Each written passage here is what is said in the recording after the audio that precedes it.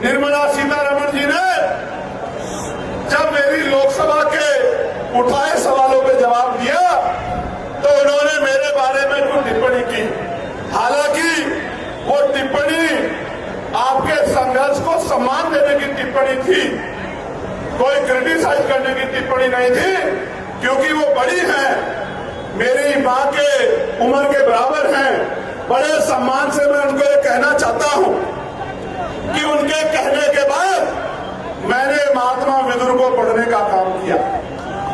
महात्मा विदुर को मैंने पढ़ने का काम किया तो महात्मा विदुर के कुछ गुस्से मुझे मिले। एक किस्सा मैं आपके सामने रखना चाहता हूं कि क्यों मैं महात्मा विदुर नहीं हो सकता।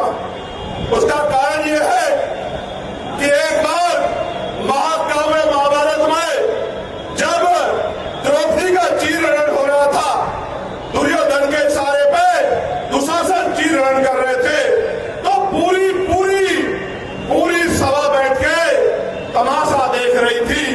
अकेले महात्मा विदुर ऐसे व्यक्ति थे, मैं उनके न्यायप्रियता की दाद दूंगा, जिन्होंने विरोध किया और दुर्योधन को चेतावनी दी कि दुर्योधन ये पाप मत करो, ये पाप आपकी राज्य की सत्ता को निष्ठा नाबूद कर देगा। मैं इसलिए मानता हूं कि मैं और महात्मा विदुर में फर्क है, क्योंकि अगर मैं होता, बाबा साहब अम्बेडकर का अनुयायी अगर उस समय होता तो उस सभा में दुशासन की टांग पे टांग धर के चीर देता, लेकिन किसी बहन बेटी का अपमान नहीं होता। मैं चुप होकर नहीं बैठता, मेरा जो होता तो होता, लेकिन मैं दुर्योधन और दुशासन की टांग पे टांग धर के चीर देता, लेकिन द्रौपदी का अपमान नहीं होता। ये फर्क है महात्मा विदुर में और मुझ में। जब मैंने उनको आगे पढ़ा तो मुझे पता लगा कि जब कौरवों और पांडवों में,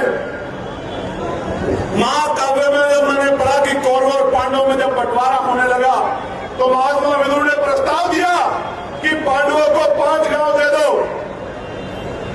दुर्योधन ने मना कर दिया, फिर युद्ध हुआ। आज भी यह युद्ध है।